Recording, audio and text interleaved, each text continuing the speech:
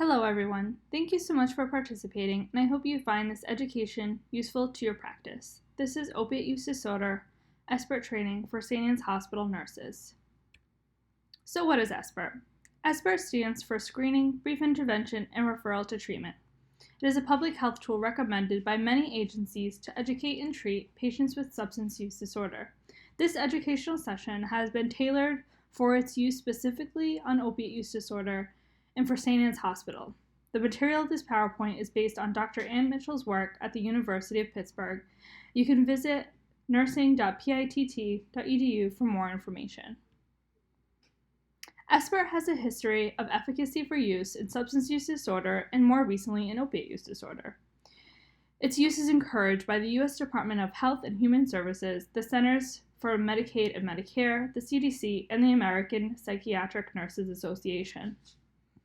Does it really work? The literature shows that Sbirt has been found to decrease the frequency and severity of drug and alcohol use, demonstrate net cost savings, and even decrease emergency department visits and hospital days. Sometimes working with substance use disorder patients can be a negative experience. The literature has shown that this is usually due to lack of specific training.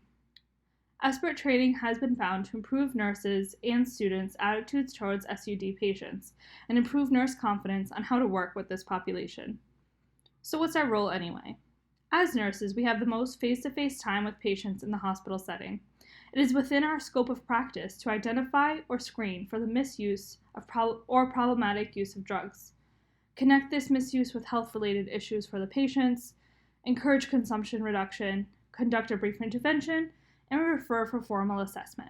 Screening and brief intervention for opiate use disorder isn't always simple. Some barriers we face to utilizing Sbirt start with initiating discussion about substance use or misuse, sense of not having enough time for carrying out interventions, pessimism about the efficacy of treatment, fear of losing or alienating patients, lack of guidance for brief intervention, uncertainty about referral resources, and limited or no insurance company reimbursement for the screening for alcohol and other drug use. Some barriers that the patients face. While reviewing the literature, this study really stuck out to me. Dion 2019 interviewed patients with substance use disorder in New England who have been cared for by a nurse.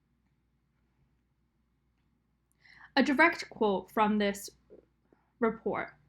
Several reported the nurses making a disgusted look and noises, or huffing and puffing, or pushing away from them. Several spoke of how they felt punished by their nurse because they were substance dependent. I was wasting time for valuable people in the waiting room who deserved care more than I did because they didn't bring it upon themselves. Dion 2019. Opportunities for patients. Another quote from the same report. Another powerful example of a positive nurse encounter came from Grace when she described the only good nurse during her 5-day hospitalization for acute HCV. The nurse provided Grace with education, compassion, and a kind touch, and advocated for medications to relieve her opiate withdrawal symptoms. As a result, Grace, with the nurse's help, entered a detox unit and subsequent rehabilitation house and remained drug-free for 6 months, the first and only sober time since she started using drugs. Grace summarized her interactions with this nurse. I have plenty of excuses to get high, plenty of them. I can come up with a million reasons to get high. I'm trying to find a reason not to. Dion 2019. It's important to remember when we feel powerless to substance use disorder that the concern shown by healthcare providers, even during brief intervention, can provide patients with the significant motivation for engaging in the assessment and treatment process. Screening. Screening identifies hazardous drinking or drug use in those likely to be dependent, uses as little patient/staff time as possible, creates a professional, helpful atmosphere, and provides the information needed for an appropriate intervention. Current state at Stewart. We know how to do this already. Currently, we ask the patient the single-item questionnaire as protocol and admission assessment. Once the patient is identified to be using substances illicitly, notify the MD and refer to social work. An alternative is the DAS-10 questionnaire. If the patient has used an illegal drug or prescription drug for a non-medical reason, refer to Step 2B. If they have not, reinforce this healthy behavior. Refer to the DAS-10 for further screening. Patients who score less than 3 are in a risky use category, and those over 3 require further evaluation and treatment. Brief intervention. It is important to first identify in which stage of change the patient is in. Every visit or brief intervention with the nurse is an opportunity to reach the next step. In pre-contemplation, the client is not yet considering change or is unwilling or unable to change. Contemplation, the client acknowledges concerns and is considering the possibility of change but is ambivalent and uncertain. Preparation, the client is committed to and planning to make a change in the near future but is still considering what to do. Action, the client is actively taking steps to change but has not yet reached a stable state. Maintenance, the client has achieved initial goals such as abstinence and is now working to maintain goals. Each step requires education and reinforcement from healthcare professionals, including the acute care inpatient nurse. During brief intervention, we can use the frames model to help guide each step. This includes feedback, responsibility, advice, menu of options, empathy, and self-efficacy. During feedback, let the patient know what their screening score was. Discuss what this means for them and their current health problems. Ask the patient what they think. This is a good opportunity to identify which stage of change the patient is in, and to even change that stage from pre-contemplation to contemplation. Responsibility. Once you have given the feedback, let the patient decide where to go with it. Remember, it's the patient's responsibility to make choices about their substance use. Remember that they are capable of making choices for themselves. Advice. Ask the patient if they are open to feedback. Provide options that can reduce or eliminate the impact that substances have on health-related concerns. Harm reduction, like using clean needles, alcohol swabs. Teach patients how to monitor for fever or skin changes, and seek medical care right away if any signs of infection occur. Menu of options. Remember the patient has a responsibility to choose their own treatment plan. Ask the patient to consider these options and as which they think is best for them. Remember that complete abstinence isn't always achievable in one visit with the nurse. You can greatly improve the health outcomes of your patient by presenting these options, which may get them to one step further. They can consider managing opiate use, cut down or to low-risk limits, eliminate opiate use completely, never use and drive, which would reduce harm, do nothing, no change, seek help, referral for treatment. Other options for patients could be keeping a diary of substance use, where, when, how much, who with, and why.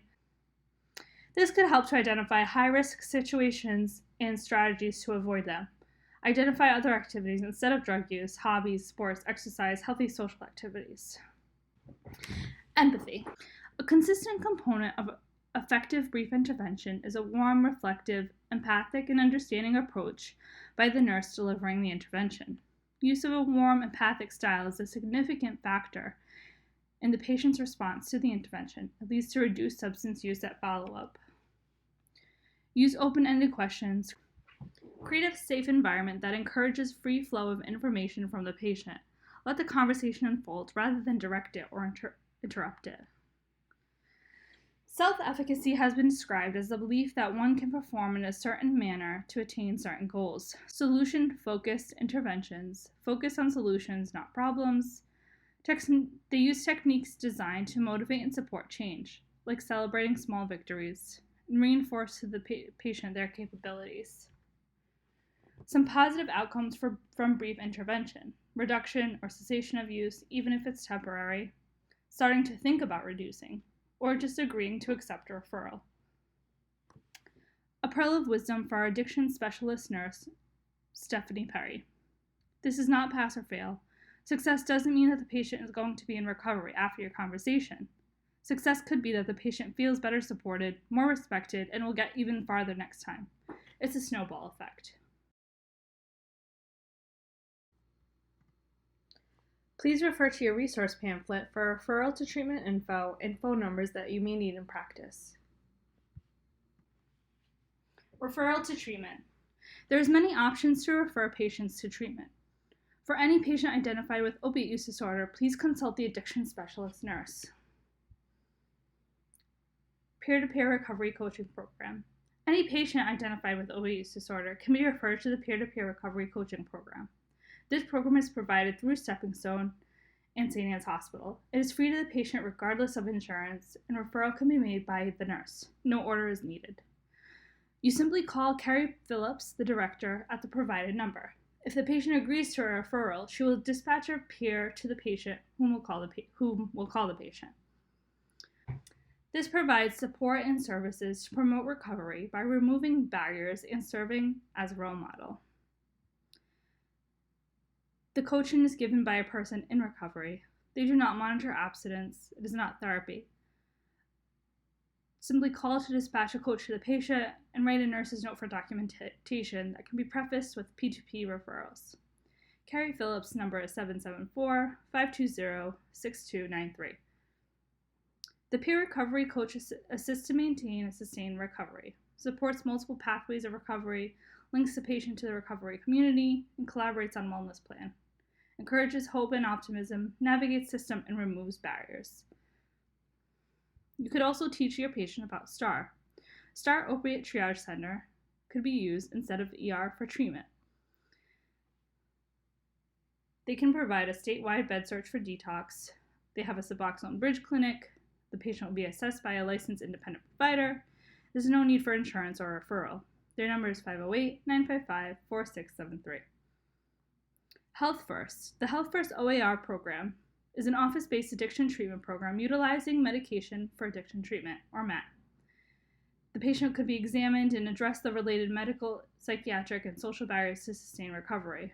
While the primary diagnostic focus is opiate dependence, with or without related psychiatric disorders, patients seeking MAT for alcohol dependence may also be referred. Fall River Habit Aqua Treatment Center could be utilized for patients who are seeking therapy, including methadone maintenance, Suboxone maintenance, individual therapy, and group therapy. Thank you. Special thanks to Dr. Ann Mitchell of the University of Pittsburgh, who gave permission for the adaptation of this curriculum with alterations to fit St. Anne's Hospital. For any questions or concerns, contact the curriculum developer, Michaela Ferrara Alencar, at 508-910-6598. You could also email at molivera2@umassd.edu. Thank you so much for participating.